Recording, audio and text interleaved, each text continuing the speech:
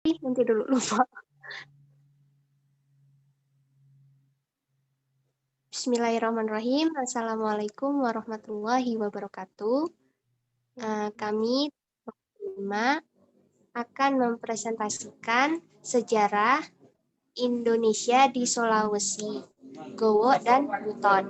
Nah, di sini saya akan menjelaskan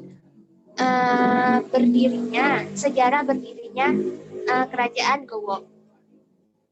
Pertama, Kerajaan Gowo ini termasuk di Sulawesi Selatan pada abad 16. Ada beberapa kerajaan mandiri, yaitu Gowo, Talo, Bone, Sopeng, Wajon, dan Sidenreng.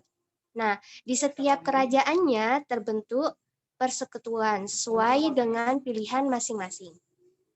Nah, salah satunya ada Kerajaan Gowo dan Talo. Keduanya terbentuk persekutuan pada tahun 1528, sehingga melahirkan apa yang lebih dikenal dengan sebutan Kerajaan Gowo Talo.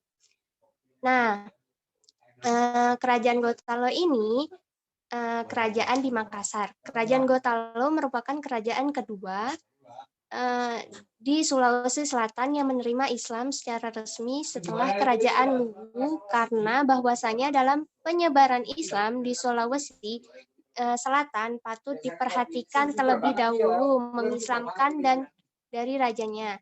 Meskipun setelah ada para pedagang Muslim dan mubalik yang menyiarkan agama Islam di Kerajaan Gowo. Setelah itu sistem pemerintahnya. Nah, sistem pemerintahannya itu ada strukturnya. Strukturnya seperti semboya, toma bicara buta, toma ilalang toa, toma ilalang lola, karoeng takajan nangangang, sabanara syahadar, bate salapang, galarang, dan yang terakhir matoa. Nah, di struktur ini akan saya jelaskan satu persatu. Nah, semboya ini, yang dimaksud dengan semboya itu yaitu raja. Raja ini menduduki posisi puncak dalam piramida birokrasi kerajaan. Jadi paling tinggi gitu kan ya. Raja. Terus yang kedua yaitu toma bicara buta. Nah, toma bicara buta ini yaitu peran utama toma bicara buta yang mengikuti semboya dalam menjalankan roda kerajaan. Jadi, toma bicara buta ini orang kedua setelah semboya, kedudukannya disamakan dengan Perdana Menteri atau Mahabati atau Mangkubumi. Terus yang ketiga itu Tomailalang Toa. Tomailalang Toa itu pejabat yakni yang mengetuai lembaga adat tertinggi yang disebut Bate Salapang. Nah, jadi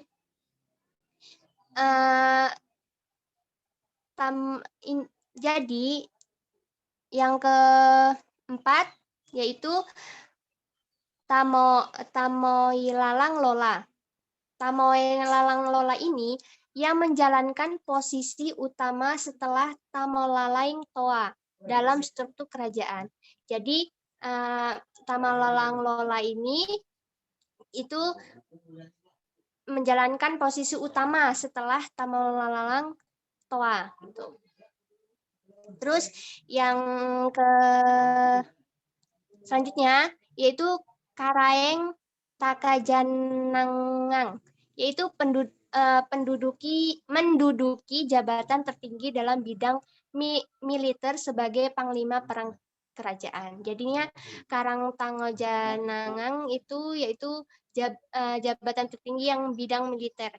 Tuh. Terus yang selanjutnya Sabanara.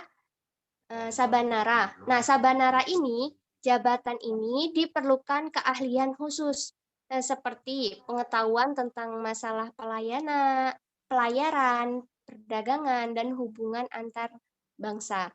Terus selanjutnya struktur selanjutnya yaitu Bate Salapang, yaitu Dewan Kerajaan. Nah, bertugas untuk menetapkan aturan-aturan penyelenggaraan kekuasaan pemerintah yang akan dijalankan oleh Semboya dan para pembantunya.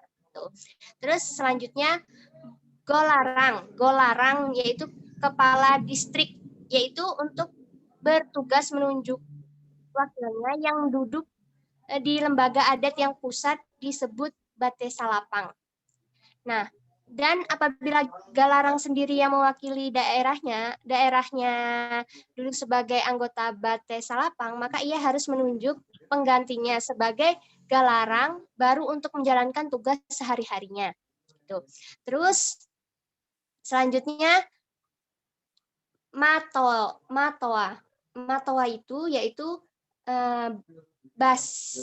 pemerintahan paling bawah dalam struktur pemerintahan kerajaan Goa yang dapat disejajarkan dengan kepala kampung. Gitu. Jadi Matoa ini disebut kayak di kepala kampung, gitu. Terus selanjutnya yaitu kondisi sosial ke politik kerajaan Goa. Nah, kondisi sosial kerajaan Goa ini meski hidupnya sosial bebas dalam berinteraksi dengan orang yang lalu lalang di perdagangan dan pelayaran, namun masyarakat dalam kehidupan sangat diatur dengan norma dan adat yang dianggap sangat sakral. Nah, norma dan adat diatur berdasarkan adat dan agama Islam, yaitu pengadang kang. Nah, selain itu, selain norma, masyarakat Goa juga mengenal lapisan sosial mulai dari bangsawan yang disebut anak karung atau karaeng. Kemudian rakyat biasa disebut dengan tomaradeka dan lapisan bawah, yaitu para hamba sahaya disebut dengan ata.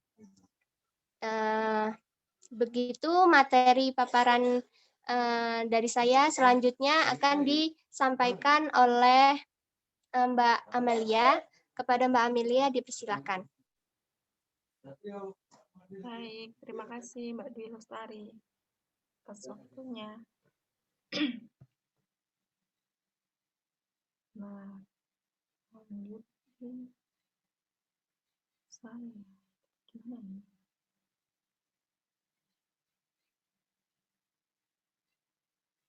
Tunggu.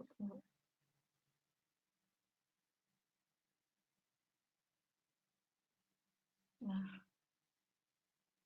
suara saya terdengar ya teman-teman ya? Halo? Apakah suara saya terdengar? Terdengar. Oke, alhamdulillah. Ya, bismillahirrahmanirrahim. Assalamualaikum warahmatullahi wabarakatuh. Saya Amalia Nurlitasari dengan NIM 181040 115 akan mempresentasikan kondisi ekonomi dan budaya di Goa gitu. Jadi yang pertama adalah kondisi ekonominya dulu gitu ya. Kondisi ekonomi di Goa itu menjadi dari wilayahnya sendiri itu merupakan tempat yang strategis di bidang perdagangan seperti yang sudah dijelaskan oleh Mbak Dwi Lestari tadi. Sejak abad 14 gitu ya, mana letak kerajaan Goa berada pada sepanjang pesisir pantai selatan yang diapit oleh muara sungai, yaitu Sungai Jeknebarang dan Sungai Talo. Selain itu juga wilayah Makassar sendiri menjadi wilayah yang strategis gitu karena Makassar menjadi tempat pengumpulan dagang rempah-rempah antara Maluku dan Malaka sebelum dikirim ke barat oleh para pedagang. Jadinya sudah sangat strategis sekali gitu posisinya. Kemudian di abad ke-17 itu awalnya awalnya pelabuhan yang biasa berubah menjadi pelabuhan internasional begitu karena wilayah Makassar sendiri yang didiami oleh Kerajaan Goa ini merupakan pertemuan antar wilayah pedagang dari timur, barat, utara, dan selatan yang sudah dijelaskan di makalah gitu ya. Nanti teman-teman bisa cek gitu. Nah, kenapa kok bisa menjadi suatu pusat silang gitu ya? Pusat pertemuan antara berbagai macam negara gitu karena pada saat itu di tahun 1511 Malaka jatuh ke tangan Portugis. Akhirnya para pedagang di Malaka pindah deh ke Makassar ini untuk berdagang dan pelayaran seperti itu. Nah, komoditas perdagangan di Makassar itu seperti yang di PPT ada beras, kopi, jagung, dan kopra. Nah, untuk perdagangan sendiri dipimpin oleh raja dan bangsawan sehingga alur apa namanya ya, alur perdagangannya itu menjadi sangat pesat dan teratur gitu. Ditambah lagi ada hukum yang berlaku yaitu seperti yang nanti ada di makalah gitu bisa dicek sendiri, itu juga menjadikan perkembangan perdagangan ini menjadi pesat gitu. Nah, apa monopoli yang dilakukan itu berbeda dengan monopoli VOC. Iya betul, kenapa? Karena monopoli yang dilakukan oleh raja di Goa, Goa Talo ini, mereka memonopoli dengan maksud agar bandar dagang di Somba Opu mampu memenuhi atau melayani seluruh permintaan saudagar asing yang nantinya mampu apa ya membuat perdagangan Makassar ini menjadi berkembang gitu, yang datang ke pelabuhan. Namun kalau untuk VOC, ya seperti yang kita tahu, VOC saat datang kembali melihat kan sempat tuh VOC mundur, kemudian datang Portugis, lalu VOC datang lagi dan mengusir gitu Portugis. Nah saat VOC datang kembali itu, VOC melihat loh kok apa namanya monopolinya berbeda gitu. VOC inginnya ya perdagangan hanya boleh dilakukan oleh VOC itu sendiri. Para pedagang asing itu nggak boleh. Para pedagang asing harus mendapatkan harga yang mahal, komoditi yang mahal gitu. Untuk VOC tetap murah. Nah itu eh, hal tersebutlah yang ditolak oleh raja gitu. Dan para pedagang asing pun tetap bisa mendapatkan harga rempah murah karena mereka melakukan penggelapan dagang. Nah, setelah hal itu diketahui oleh VOC sendiri, akhirnya pihak VOC naik pitam dan melakukan penyerangan hingga terbentuk perjanjian Bungaya yang menyebabkan perekonomian di wilayah Goa Makassar beralih tangan ke VOC. Nah, dengan beralih tangan itu nanti kondisi Goa Talo akan apa namanya menurun gitu dan hancur. Kemudian lanjut kondisi budaya di Goa. Nah, pada masa kondisi budaya inilah di masa pemerintahan Sultan Alauddin itu masyarakatnya mulai mengenal perahu jenis pinisi dan lambo. Pinisi itu sangat terkenal, lambo juga sampai sekarang. Hal itulah yang menjadi peninggalan kerajaan Goa Talo yang paling terlihat nyata. Ya, betul sekali. Nah, selain itu dalam kebudayaannya ada seni bangunan, ada seni sastra, ada bidang karya tari, dan peninggalan kebudayaan alat musik yang ada pada kerajaan Goa Talo yang teman-teman bisa lihat juga penjelasannya di makalah. Gitu. Kita lanjut ke proses islamisasi kerajaan Goa gitu ya. Nah, ada dua cara nih proses masuknya Islam ke wilayah Goa, Sulawesi Selatan. Yang pertama, melalui peran perdagangan. Ya, betul sekali karena tadi wilayahnya strategis gitu ya, di mana masyarakatnya sendiri telah berkontak langsung dengan masyarakat luar, terutama orang-orang Islam gitu ya, orang-orang Melayu, para saudagar Melayu gitu, yang lebih dahulu memeluk agama Islam karena eh, akibat kontak langsung ini tak lain karena Goa Talo yang digunakan sebagai pelabuhan internasional sejak abad ke-15 tadi gitu ya. Nah, para pedagang di Melayu ini disambut baik oleh Raja Goa ke-10 yaitu Manrio Gau. Raja tersebut memberikan tempat tinggal di sekitar Banteng Somba Opu, kemudian masyarakat Melayu sendiri tak hanya berdagang gitu ya, melainkan mereka juga ikut andil dalam perekonomian dan sistem pemerintahan kerajaan gitu.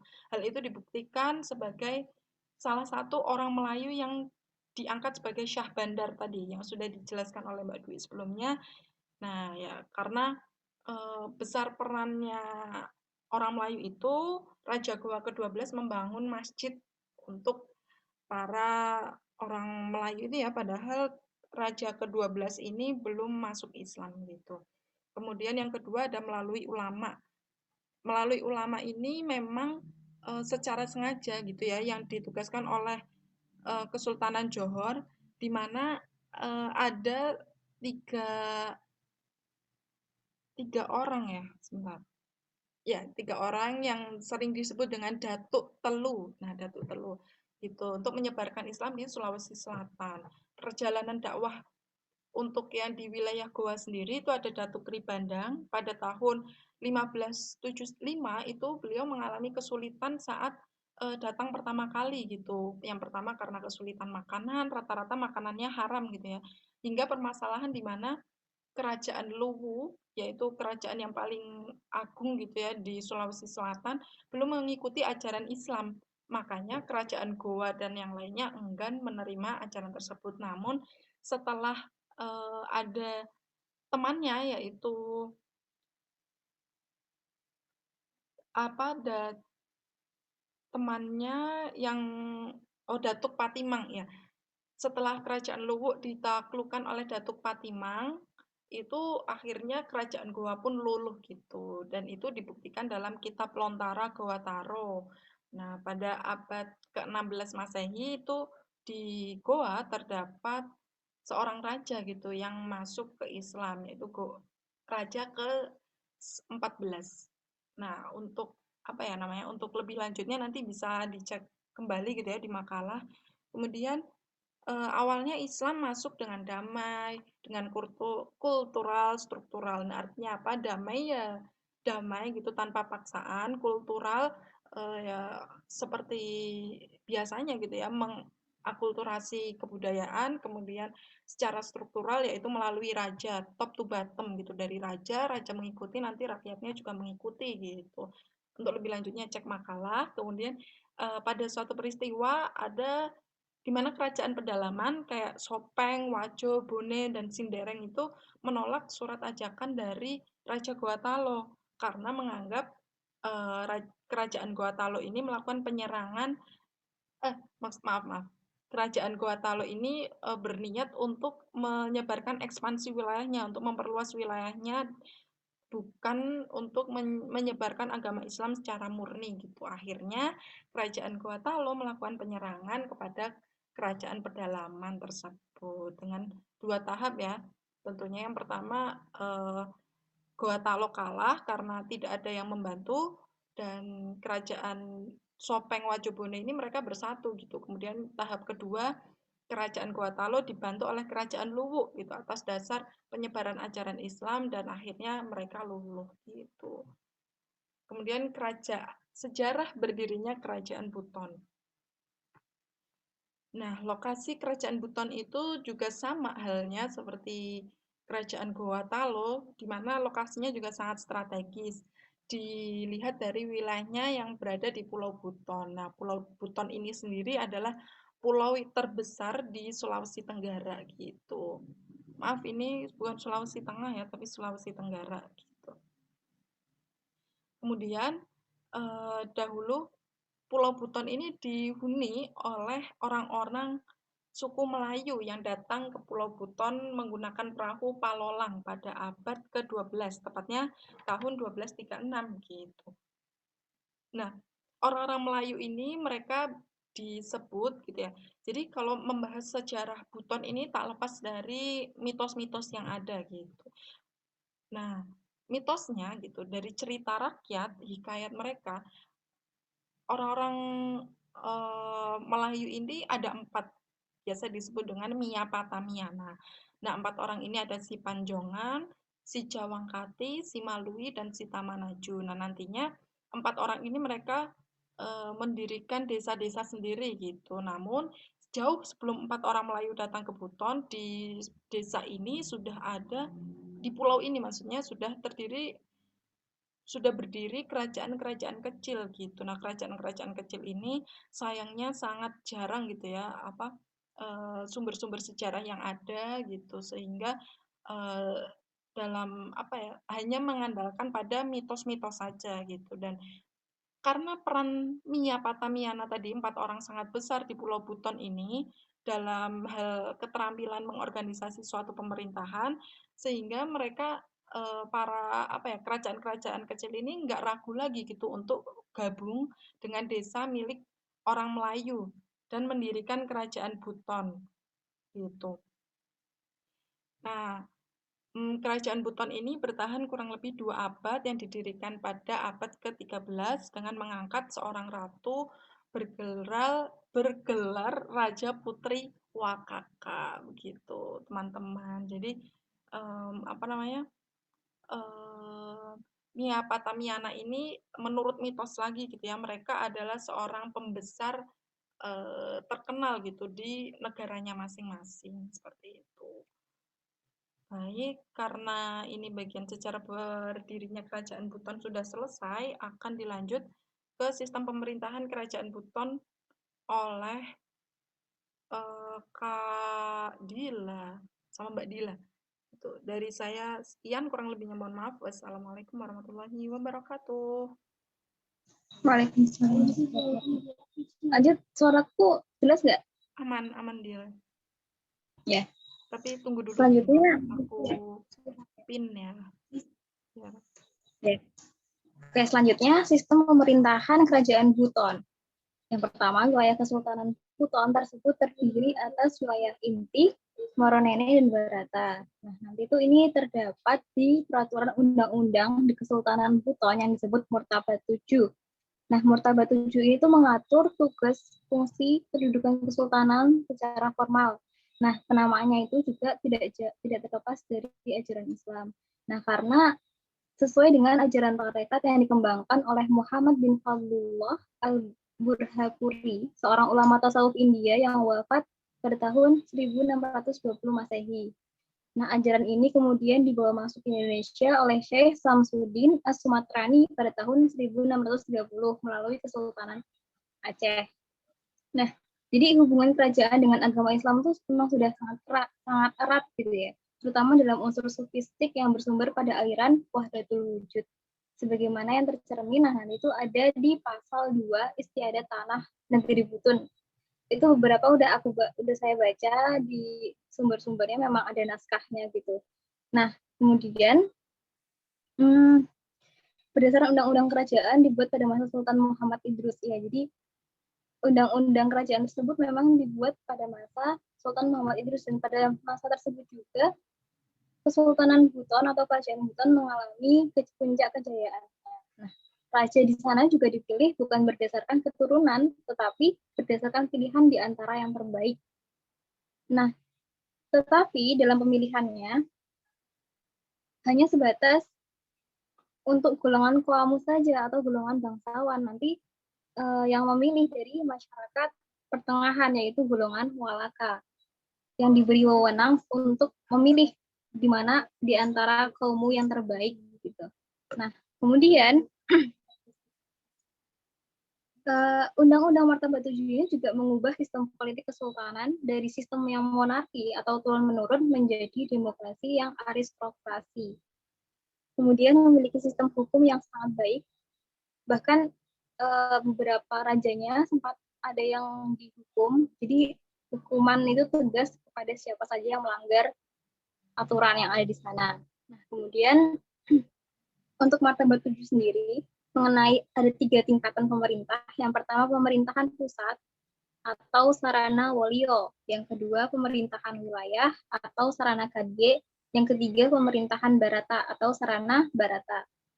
Nanti sarana barata ini yang nanti sebagai pusat pertahanannya, baik di luar maupun di dalam. Kemudian Kesultanan Buton ini mencapai puncak kejayaannya ya pada masa Muhammad Idris yang memerintah pada 1824 sampai 1851.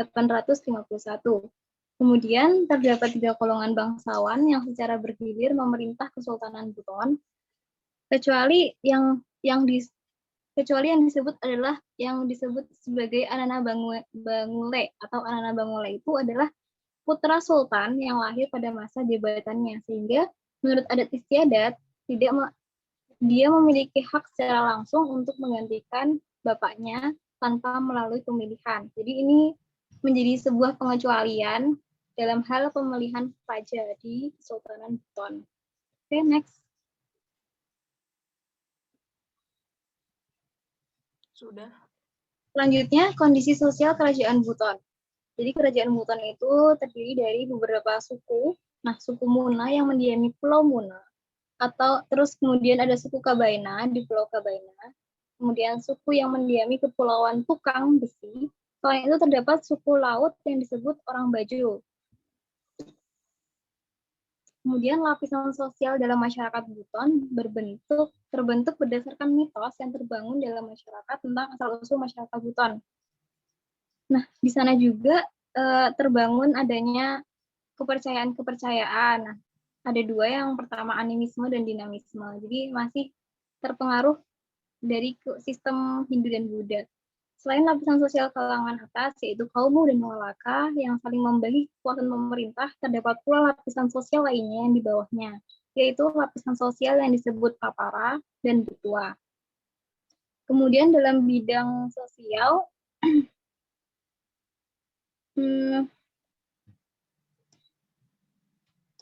sebentar.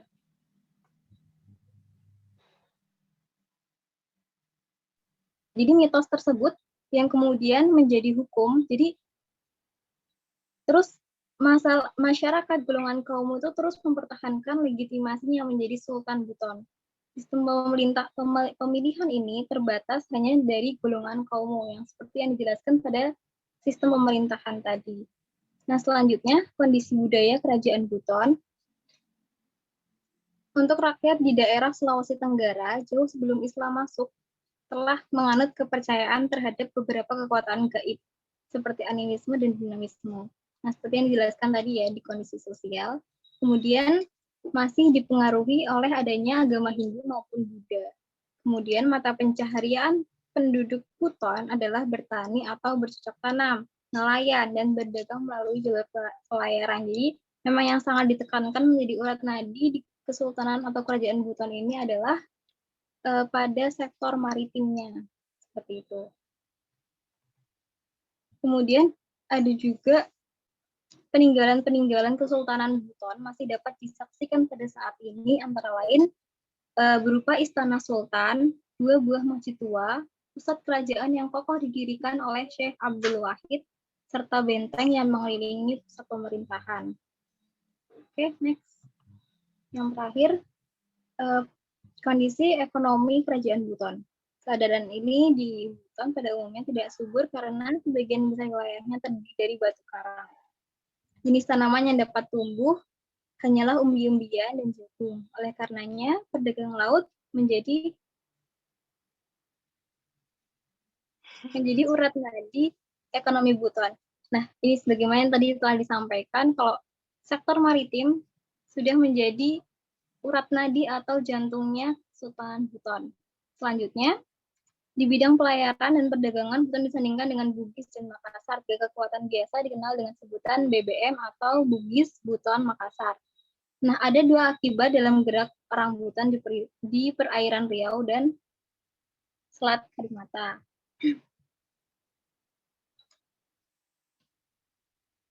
Oke, terus oh ya, untuk sektor ekonomi tadi juga ada berkembang sistem perpajakan sebagai sumber pendapatan kerajaan. Nah, jabatan yang berwenang untuk memungut wajah di daerah kecil dan adalah tungguweti. Jadi yang berwenang untuk memungut pajak di daerah kecil itu adalah tungguweti sebutannya. Kemudian Buton juga memiliki mata uang yang disebut kampua. Panjang kampua adalah 17,5 cm dan lebarnya 8 cm, terbuat dari kapas yang dipintal menjadi benang, kemudian ditenun menjadi kain secara tradisional. Nah, jadi Kesultanan Buton ini sudah memiliki mata uang tersendiri di sana. Seperti itu. Untuk di bidang ekonomi. Selanjutnya, proses Islamisasi. Nah, asal-muasal masuknya Islam di Buton terdapat pertentangan. Ada dua menyebut berasal dari Johor dan sebagian menyebut berasal dari Ternate. Tapi kerajaan Buton secara resmi menjadi kerajaan Islam pada masa pemerintah Raja Buton yang ke-6, yaitu Takila Potan, atau yang dikenal dengan Raja Halu Oleo atau marhum. Kemudian diislamkan oleh Abdul Wahid bin Syarif Sulaiman Al-Fatani yang datang dari Johor. Setelah masuk Islam, ia dinobatkan dan mendapatkan gelar Sultan Qaimuddin Khalifatul Khamis oleh Syekh Abdul Wahid. Kemudian, Pulau Batu Gates yang termasuk wilayah kerajaan Buton bertemu Imam Pasai yang kemudian menganjurkan Syekh Abdul Wahid pergi ke Pulau Buton. Pada akhirnya berhasil mengislamkan Raja Buton. Syekh Abdul Wahid pertama kali sampai ke Buton pada tahun 933 Hijriah. Belum menyiarkan secara langsung ajaran agama Islam, tetapi kehadirannya sebagai survei atau penjajakan. Kemudian pada kedatangan yang kedua, barulah mulai melakukan pengislaman atau islamisasi secara besar-besaran atau beramai-ramai. Sehingga pada saat itu kemudian pengislaman ramai-ramai secara massal dalam lingkungan istana Kesultanan Buton. Nah, dalam proses islamisasi ini, Abdul Wahid memilih untuk melalui jalur ketauhidan atau di ranah keyakinan seperti itu. Nah, kemudian selain itu masih ada beberapa ulama sufi. Nah, oke. Itu ada Firuz Muhammad Said Raba, Said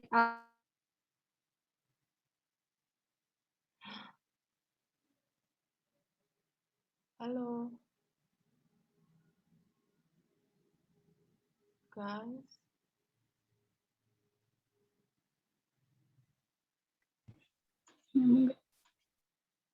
Oke, maaf.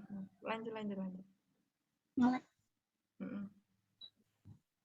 Yang faktor-faktor.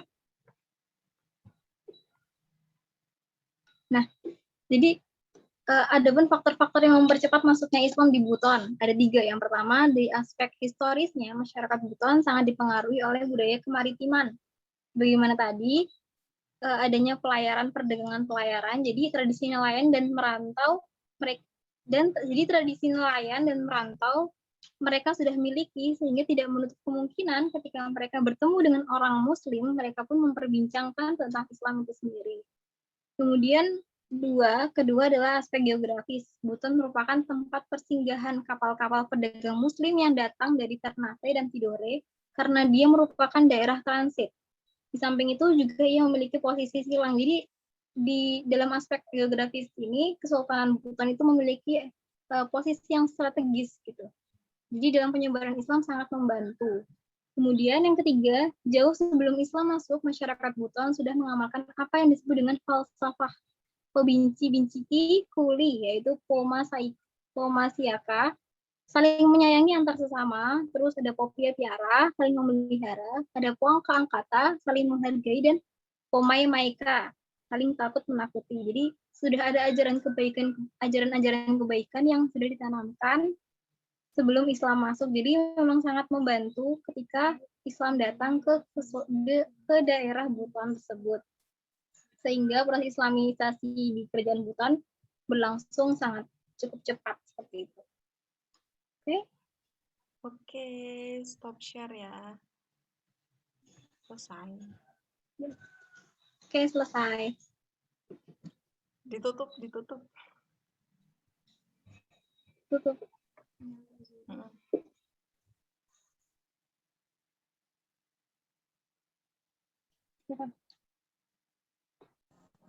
Baiklah, cukup sekian makalah dari kelompok 5. Kami ucapkan terima kasih dan apabila banyak kesalahan kami mohon maaf. Assalamualaikum warahmatullahi wabarakatuh. Waalaikumsalam warahmatullahi wabarakatuh. Bentar, aku stop record.